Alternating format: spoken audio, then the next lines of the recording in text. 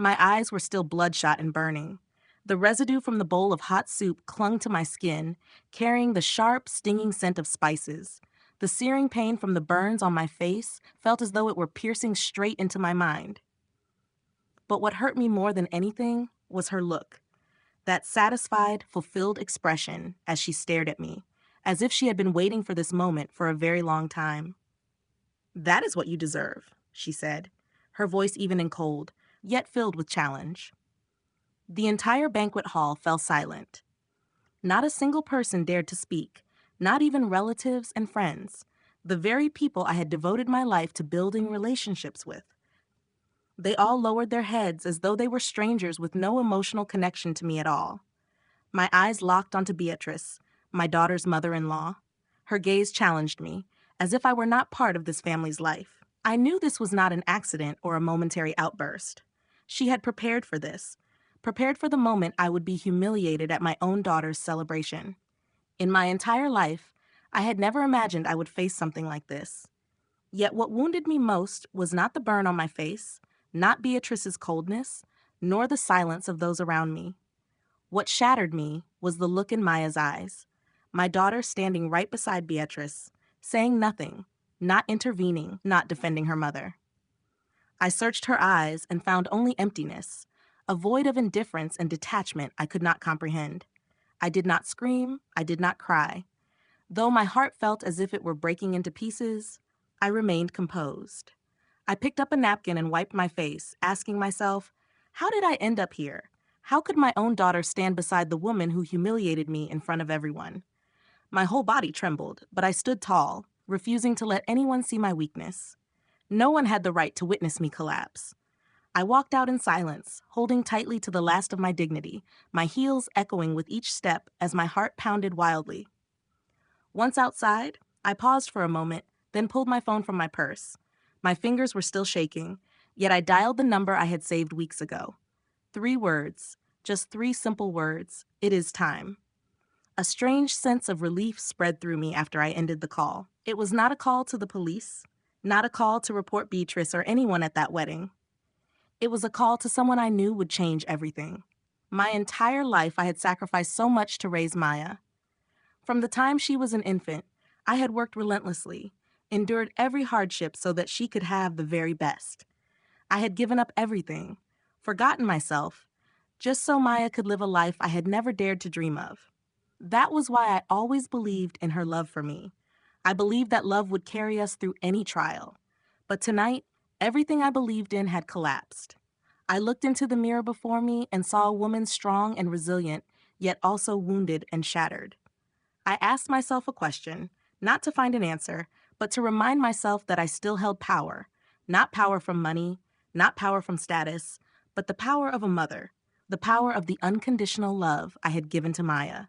The question echoed within me, why me? But I knew that question did not matter as much as the next action I would take, because that action would determine my life. Despite the pain in my heart, I got into my car, pressed the accelerator, and drove through the empty city streets back to the quiet apartment where I had once lived alone, once fought alone. No one followed me. No one asked if I was all right. There was only me and the darkness of the night, and the thoughts that kept circling endlessly in my mind. Maya was still my daughter, but she had changed. And I had changed because of the way others looked at me, the way they assumed I was weak, that I had nothing to defend myself with. But they were wrong, and they would pay the price. I just did not yet know when that moment would come. It has been 2 weeks since that night, the night I was humiliated in front of my daughter's entire family. 2 weeks, yet the burning sensation from the bowl of hot soup thrown into my face still lingers, not only on my skin, but deep within my heart. The physical pain has slowly faded, but the wound in my soul has not. It gnaws at me each day, forcing me to ask myself whether I did the right thing, whether my silence could ever bring any change. I remember clearly the long years when I struggled alone to raise Maya. No one knows how much I sacrificed for her. I stayed up late and woke before dawn, working endlessly in my tiny tailor shop, cutting each piece of fabric, sewing every seam to create wedding gowns, evening dresses, embroidered blouses for the mothers in the parish. The work never ended, yet I gave it everything without complaint, hoping only that my daughter could receive a proper education and have a brighter future. Maya was my entire world. After her father left, I became both mother and father to her. Every day I worked tirelessly, never allowing myself to fall ill, never daring to rest. I filled the emotional void in her life with all the love and care I had. Never once did I imagine that one day she would turn her back on me. She was my pride. Whenever I saw her in her school uniform, in the dresses I had sewn for her with my own hands, my heart overflowed with joy. I told myself that every sacrifice was worth it. When Maya finished high school, I insisted she not work part-time or carry any financial burden. I wanted her to attend university, to have a stable profession, not to endure exhausting labor like I did. I worked 3 and 4 shifts to afford the tuition at the university I had only dreamed of, knowing I would endure years of fatigue and strain. Maya made me proud when she graduated with honors and secured a position at a prestigious real estate company. At last, I believed I had succeeded. My daughter had a future, and I, a single mother, had not failed her. But then change came swiftly, like a storm. Maya met Toby, a handsome young man from a wealthy and powerful family. The first time I met him, I sensed his confidence, but also something that unsettled me. He was unlike the boyfriends Maya had before. Even the way he looked at me felt different, as if he were assessing me, this simple mother with nothing but handmade dresses and delicate embroidery. And Beatrice, Toby's mother, was sharp and cold. I felt she did not see me as part of their world, and her treatment of me only deepened my unease.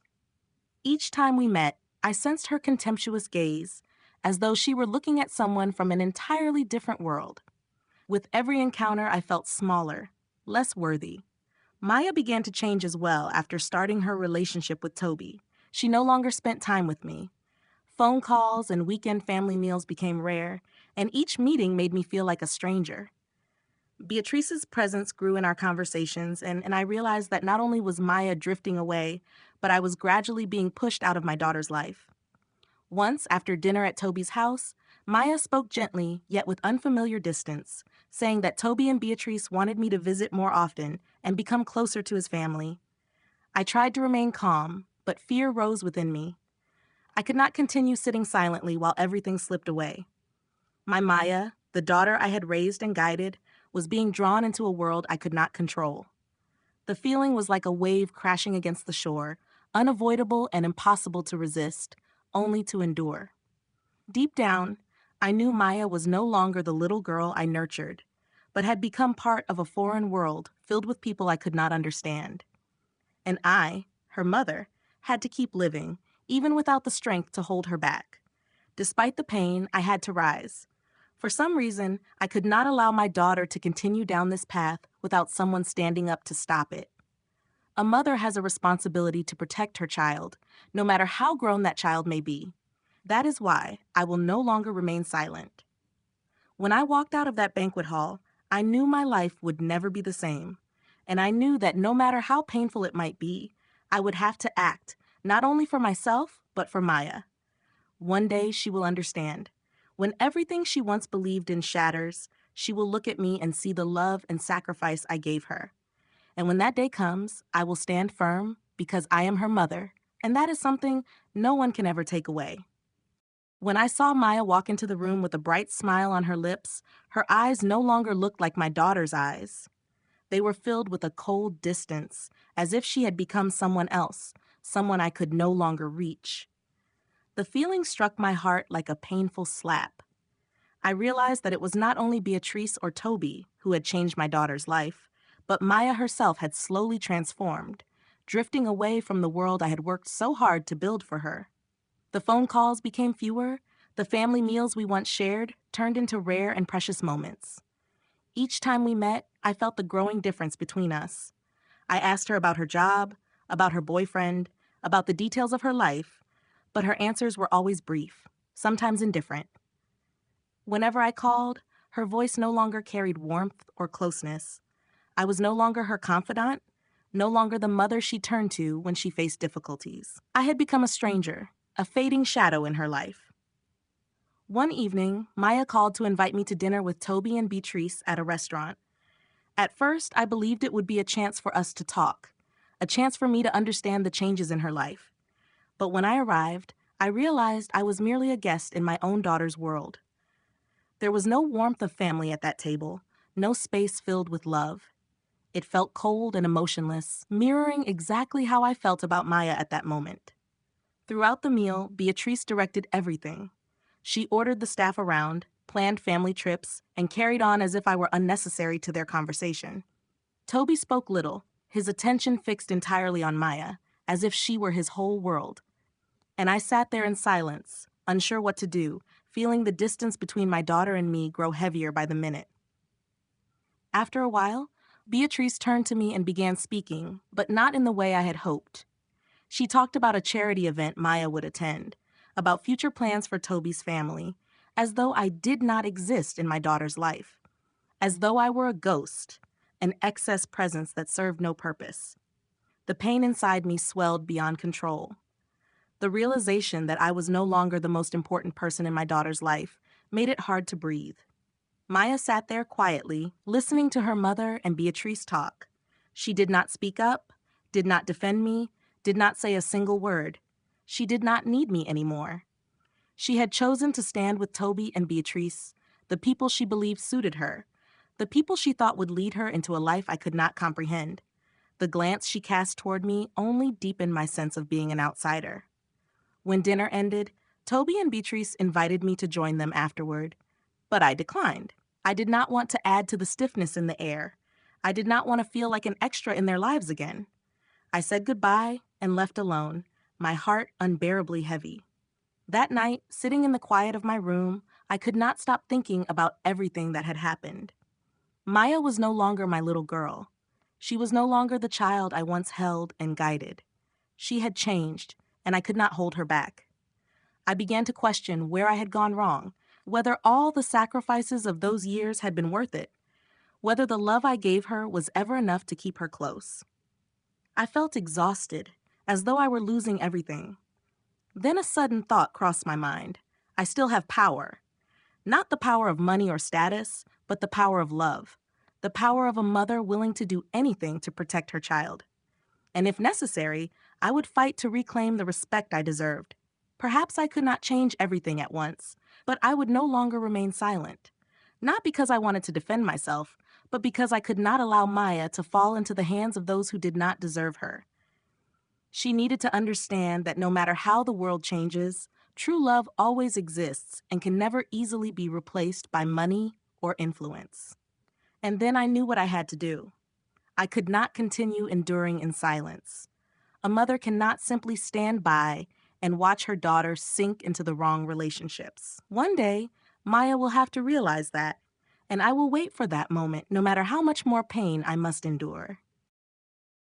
I still remember that afternoon when the faint light of the setting sun filtered through the small window of my tailor shop as I adjusted the seams on a customer's wedding gown. The scent of new fabric, of thread, and the steady hum of the sewing machine were as familiar to me as my own heartbeat. Yet my mind could not escape thoughts of Maya, of Toby, of Beatrice, the people who had changed my life, the people I once believed were my family. Maya no longer called me mom. She grew distant, her phone calls becoming brief, her promises never fulfilled. The last time I saw her, she said she would visit me over the weekend, but when that day came, she did not appear. There was no explanation, no reason, only a heavy silence that lingered. That feeling slowly consumed me, and with each passing day, I felt more like an unnecessary presence in my daughter's life.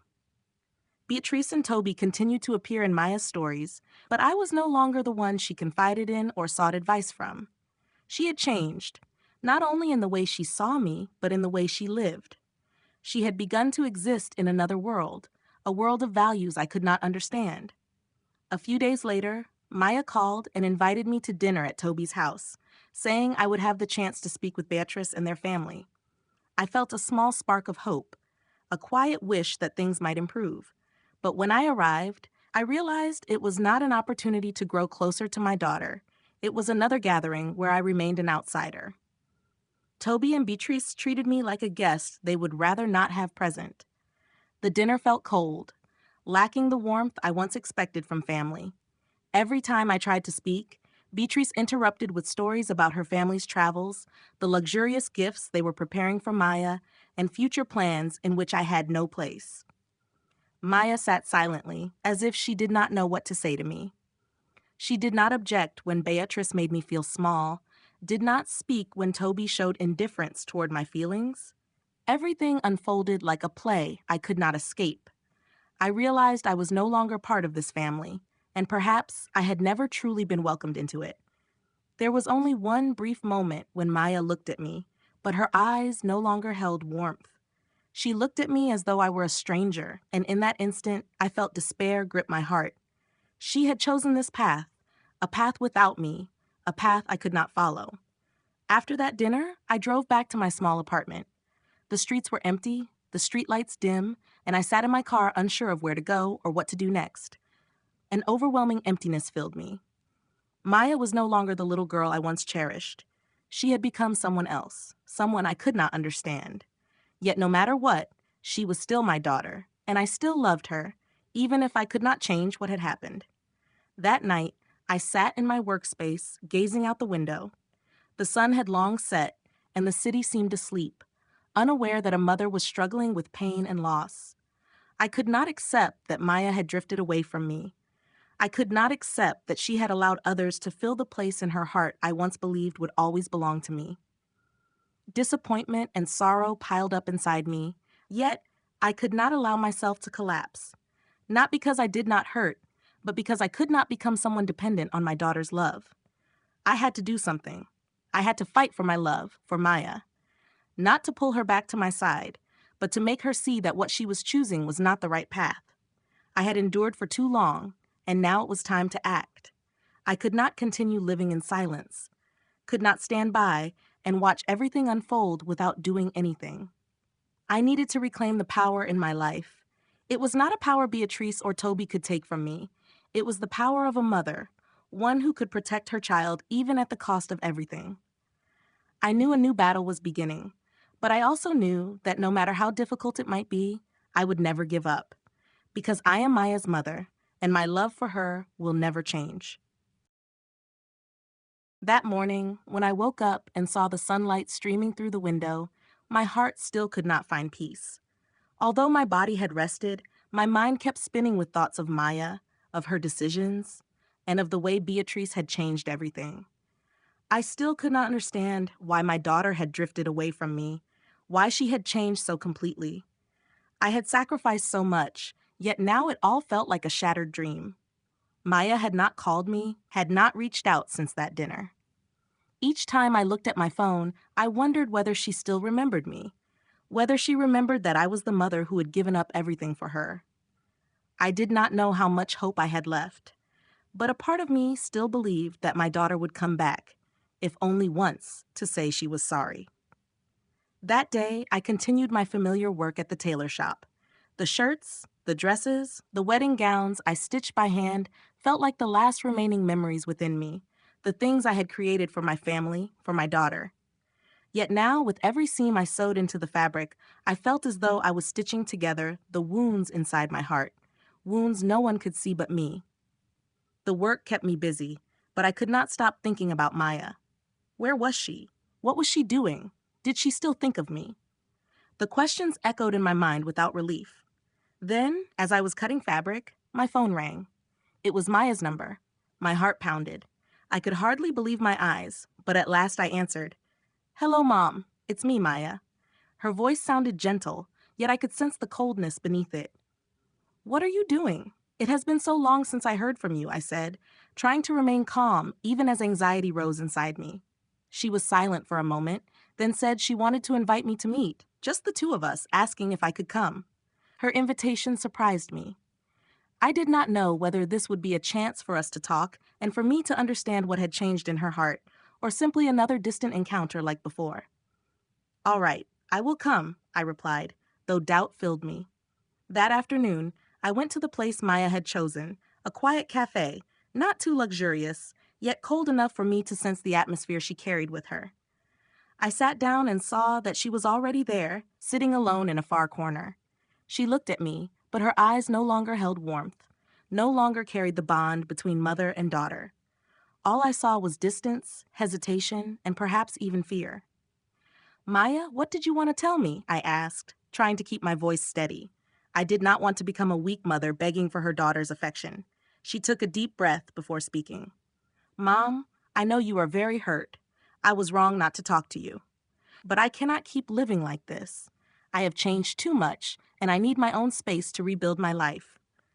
Her words felt like a slap across my face. I could not believe what I was hearing. My daughter, the child I had raised and loved without condition, was telling me she no longer needed me. The distance between us was not something I had created. It was something Maya had built herself, step by step. Maya, I understand. I know you are grown and have your own life, but you cannot keep pushing me away like this. I just want you to understand that no matter what, I am still your mother. I will always be here for you, whatever you do. She looked at me, her gaze unmoved. She remained silent, saying nothing more. And in that moment, I understood that she was no longer the daughter I once knew.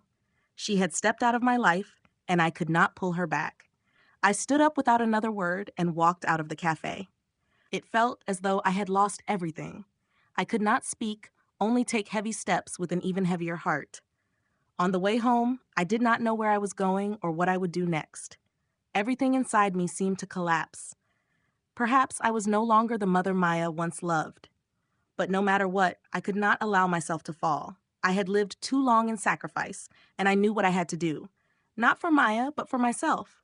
I had lived too long for others, and now it was time to live for me. The next morning, as the faint light of dawn filtered through the window, I sat quietly in the room, my hands no longer feeling the warmth of familiar work. The tailor shop was silent. I sat there among scraps of fabric, needles and thread, and unfinished garments, yet I could not focus on anything. It felt as though everything inside my mind had gone dark.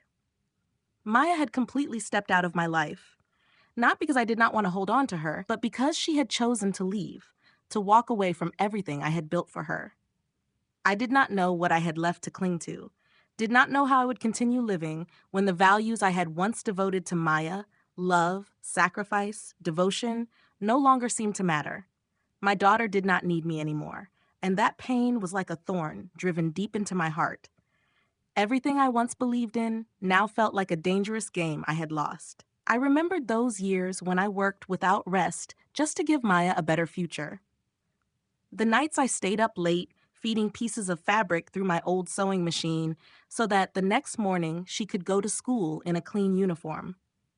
I believed that was a mother's love, a sacrifice that never needed calculation. But now I realized that perhaps I had loved her in the wrong way. I had given her too much without acknowledging that I also needed space for myself, that I needed to preserve my own values. When I received a call from Cornelius that morning, I did not expect it to bring such a significant change to my life.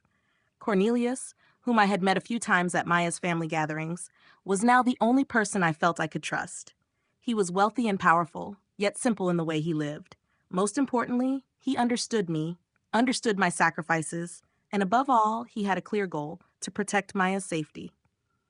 Zenobia, I need to see you. His voice was deep and firm. There are some things you need to know. A strange feeling rose within me. Although I had never sought his help, I knew he could help me understand what was happening in Maya's life and the relationship she was slowly building around herself. When I arrived at Cornelius's house, he welcomed me with a warm smile, yet I could see concern in his eyes. He led me into a living room filled with antiques, golden light illuminating old paintings and leather chairs. Sitting across from him, I felt an unusual calm, as though he wanted to give me space to listen and to understand. Zenobia, he began, I have been observing what is happening with Maya, and I must say you are not wrong. Your daughter is being drawn into an unhealthy relationship, and I fear it will destroy her if there is no timely intervention. I remained silent, unsure what to say. In truth, I no longer had the strength to continue, but in Cornelius's eyes I saw determination, and perhaps I needed to find my own. Maya, the girl I had loved with all my heart, was being pulled in by Toby and his mother Beatrice, people who could cost her everything, and I could not simply stand by. We need to act, Zenobia. I have a way to help you, but you must be resolute. You must be strong. Your daughter needs to see the truth, and you are the only one who can help her realize it. Cornelius said, his gaze sharp yet unwavering. I nodded. Everything within me became clear. I could not wait any longer, could not allow Maya to continue living in the illusion she had chosen. She needed to see that what Toby and Beatrice were doing was wrong, that they were merely taking advantage of her. I could not allow my daughter to remain deceived. The next day, I decided to do what I had been contemplating for so long. I would not simply stand still and wait for Maya to return. I would uncover the truth and help her see what she refused to see.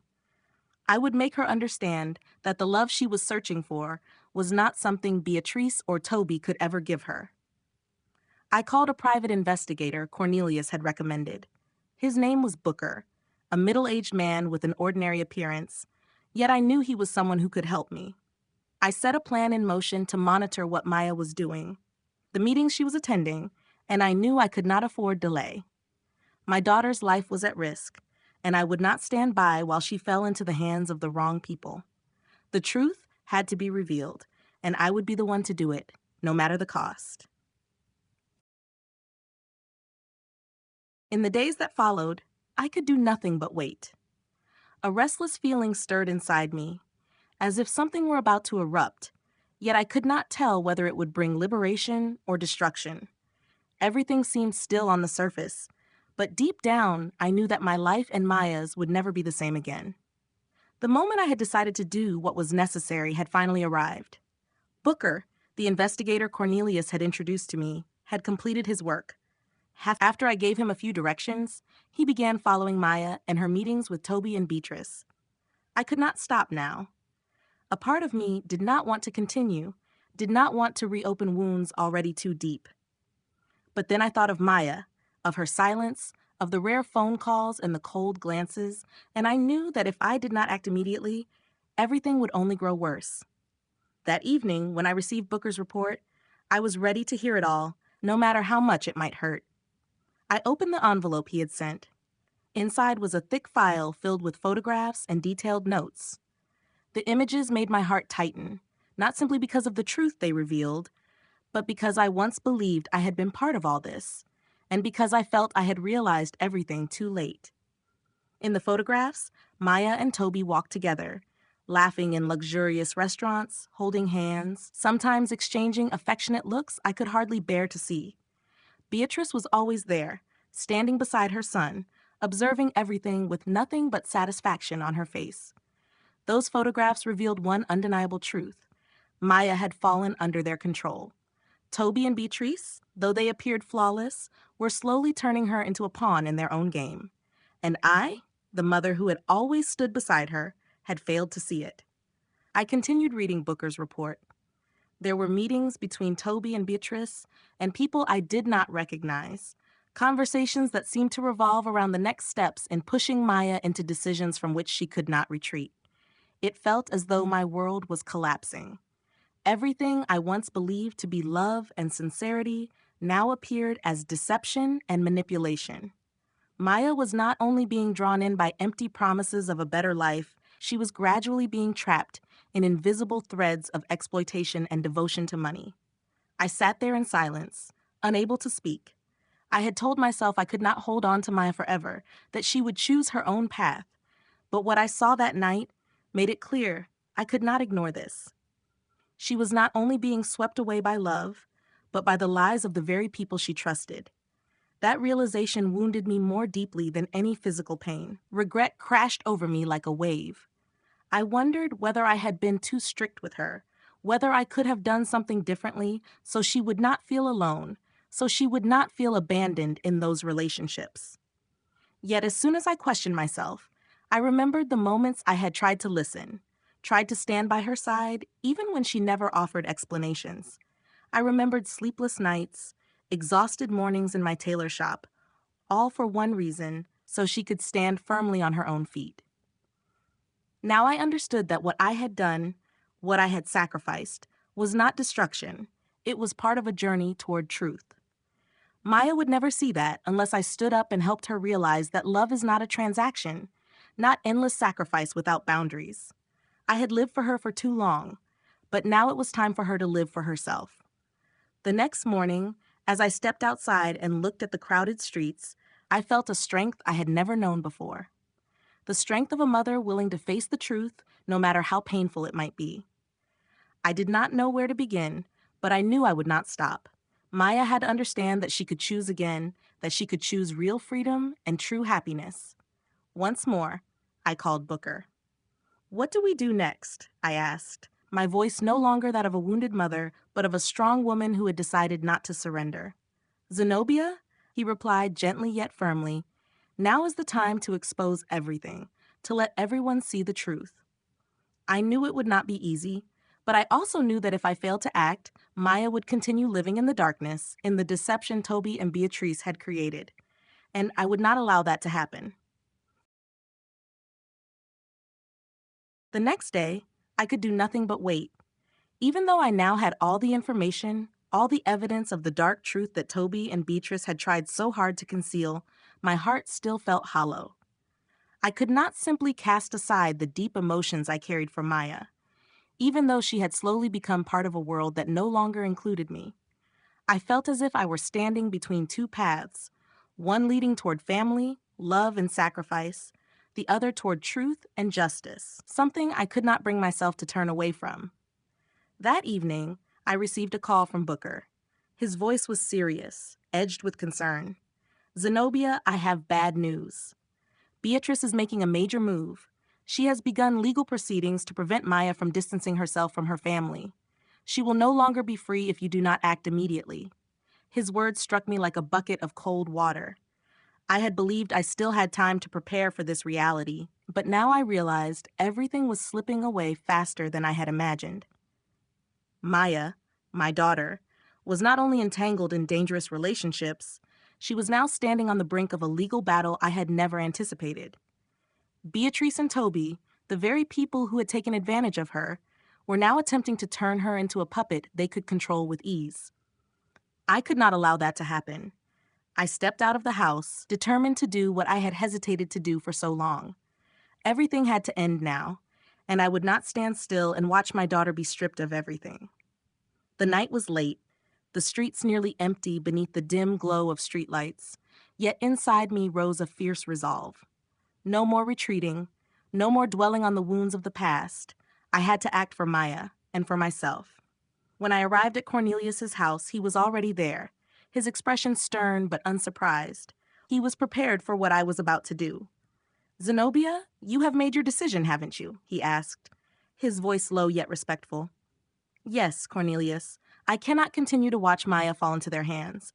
I will not let her keep living under the control of Beatrice and Toby. They will have to answer for this." Cornelius studied me for a moment, then nodded. "I will help you. But you must be ready to face everything. Maya will not easily accept the truth, and you may have to lose her once again." I drew in a deep breath. Lose her again.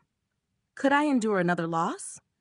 Yet I knew that if I did not do this, Maya would never have the chance to live as her true self. Her freedom, her happiness, were being threatened by the very people she trusted. I could not remain silent any longer. "What will we do?" I asked, my voice no longer uncertain but filled with determination. Cornelius picked up his phone and called a friend, a well-known attorney specializing in personal rights protection. "We will need a strategy," he said. "We will not allow Beatrice to proceed with any legal action without proper intervention from you." It was then that I realized this battle was not only between me and Beatrice, it was also between me and the past I had once built. Part of me still wanted to protect Maya the way I always had. Yet another part understood that only truth and justice could help her break free from the confinement she was facing. The following morning, I called Maya. This time, I did not know what I should say, nor whether she was ready to hear what I was about to tell her. But I knew I could not wait any longer. She had to understand that her life could not be decided by others, no matter who they were. "Maya," I said when she answered, "we need to talk. Go somewhere quiet, just you and me. You cannot keep living like this. I will not let you become a puppet in their game." There was a long silence before she finally responded, her voice barely audible. "Mom, I do not know what to do anymore. I feel like I am losing everything." In that moment, I realized that perhaps Maya was standing at a crossroads and she needed me more than ever. Not to force her back to my side, but to help her see that no matter how the world around her changed, I would always be there beside her, helping her rediscover who she truly was.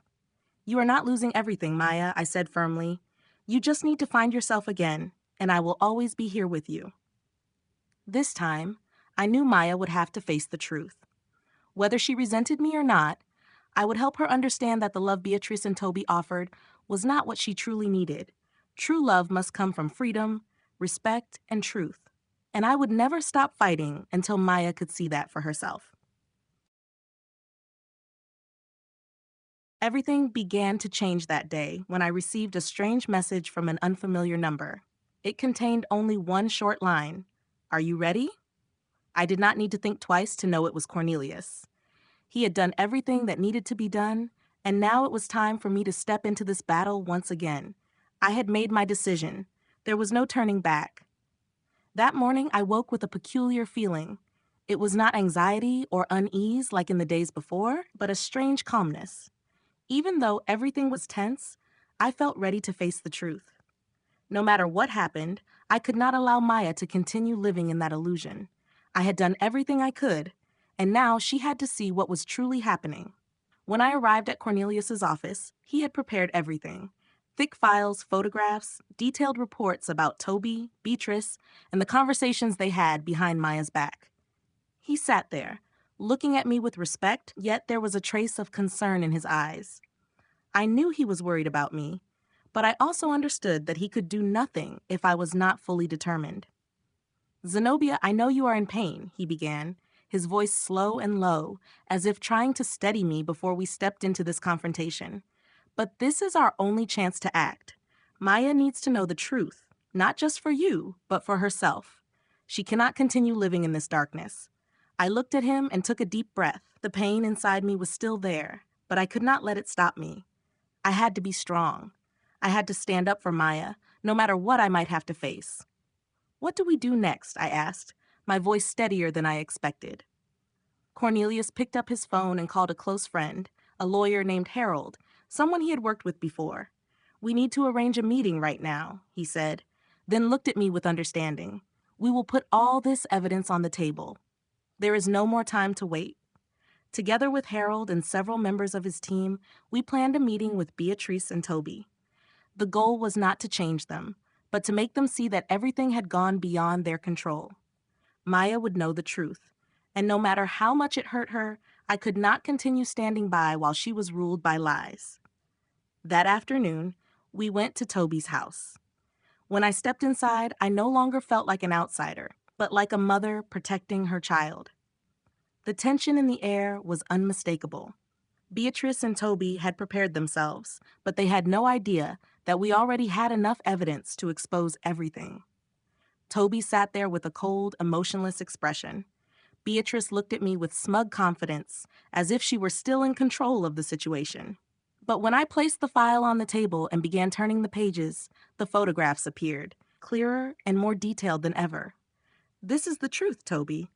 This is what you have done," I said, my voice not trembling in the slightest. "And this is what my daughter will have to face if you continue to take advantage of her." Beatrice hurriedly flipped through the reports, but I had already caught the confusion in her eyes. "No, this is not the truth," she said, her voice tight with strain. "It is all just a misunderstanding." "A misunderstanding," I let out a cold laugh. "You cannot deceive me anymore, Beatrice. This is the truth, not something you can hide forever." Toby glanced at Beatrice, his face uncertain, as if he did not know what to do. In that moment, I understood that everything was over. No matter how much they tried to deny it, the truth was clear. It could not be changed, and I would not allow Maya to continue living in these lies. "Maya is no longer a child you can control," I continued. "She will see everything you have done, and I will stand beside her, protecting her, no matter what comes." Then I saw fear in the eyes of Toby and Beatrice. They could not hide their panic as everything began to collapse around them. And I simply stood there, looking at them without a trace of pity.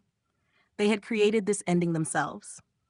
As soon as the meeting ended, I felt a profound shift within me. I was no longer afraid. Maya, even if she was hurt, would understand that I had done all of this for her happiness and her freedom. It would not be easy, but I knew I had done the right thing. And with the support of Cornelius and Harold, I was ready to face whatever was coming next. 2 days after that meeting, I no longer felt like a mother burdened by pain, but like a resilient woman standing firmly on her own 2 feet. I no longer felt the loneliness that once haunted me when I believed Maya would never understand my sacrifices. Yes, my life had changed forever, but not because of what I had lost, rather because of what I was about to regain. Maya did not contact me immediately after the confrontation with Beatrice and Toby. She needed time to process everything I had said, and I understood that. Yet throughout those days, I could not stop thinking about her. There were moments when I wanted to call and ask how she was feeling, but I knew I had to be patient. I could not push her further away, and I could not pull her back if she was not ready. I had to let her choose her own path, but I would always be there behind her, ready to embrace her whenever she returned. During that time, I poured all my energy into my work. My small tailoring shop, the wedding gowns, the dresses for elegant ladies, they were no longer just a way to earn a living, but a way for me to rediscover myself. With every stitch I sewed, with every dress I created, it felt as though I was stitching together the scattered pieces of my own life, pieces I had once forgotten. Work kept me busy, yet I could not stop thinking about Maya. I knew she was facing difficult decisions, and although I could not decide for her, I hoped she understood that no matter what, I would always love and protect her. Then one weekend afternoon, as I sat at my sewing machine, a call came through. When I looked at the screen, my heart pounded. It was Maya. She had called after days of silence. Part of me was afraid, yet another part had been waiting for this very moment. I answered, my voice calm, even though inside me every emotion was rising at once. "Mom, I want to see you," Maya said softly, and I could hear the exhaustion in her voice. "Where would you like to meet?" I asked, unable to hide my anticipation. She took a long breath before replying, "I will come to your shop. Can you spare some time?" I did not speak. I simply nodded, even though she could not see me. I understood that this was the moment Maya needed to face me, and I would face her as well, no matter how painful it might be. When she stepped into the shop, I realized she was no longer the innocent girl I had raised. She had changed, not only in appearance. Her steps were more confident, her eyes no longer anxious, but filled with determination. Yet one thing had not changed, her smile. No matter how tired or hurt she was, Maya's smile could still melt my entire world. "Mom," she said, standing at the entrance and looking at me, her eyes shining with a determination I had never seen before. "I know you did everything for me. I was wrong. I did not know what to do, but I want to find myself again, to find the freedom I lost." My vision blurred with tears I could no longer hold back. I could not believe she had come to me with remorse, with a heart seeking healing. I said nothing. I simply looked at her. In that moment, I realized nothing was truly over. Maya was still here. She could still choose her path, and I would walk beside her. "Maya, I have always loved you. I am always ready to listen, no matter what you do. I only want you to find true happiness, not for me, but because you deserve it." She stepped closer, sat on the chair beside the sewing machine, and took my hand. "I was wrong not to see what you did for me. I let myself get lost, but now I understand. I want to start over, not because of you, but because of myself." Part of me wanted to cry, yet I simply smiled and squeezed her hand. We did not need to say anything more. Maya understood, and I was ready to help her rediscover who she truly was. Life is never easy, and the road ahead would surely be filled with challenges, but I believed that with her strength, she would overcome them all. She stood up, looked at me once more, and said, "Mom, I want to start again, but this time I will do everything the right way. Thank you for always being there for me, no matter how wrong I was." I said nothing. I only nodded. Then she left the shop, yet I felt a profound change within me. I no longer felt lonely or sorrowful. I had done what was right, no matter how difficult it had been. Maya had returned, and I knew she would take control of her own life. When night fell, I sat inside the shop, gazing out the window where the city lights flickered in the darkness. My mind was more peaceful than it had ever been, because I knew that despite all the trials of the past days, I had endured. And more importantly, I had helped Maya find herself again. Thank you for staying with my story until the very end. Each of us carries our own battles, our own pain that cannot always be avoided. What truly matters is how we rise, how we face those struggles, and how we find ourselves again. Sometimes the greatest love we can give to the people we care about is not unconditional sacrifice, but helping them see the truth, helping them become freer and stronger. If this story has touched your heart, please share it with the people you love so they know that in this life, we never have to face hardships alone. And if you are going through something similar, remember that there is always a way forward, as long as you remain persistent and believe in yourself. Leave a comment below this video and share your thoughts. And do not forget to like and subscribe so you will not miss more inspiring stories. Thank you so much, and I will see you again in the next videos.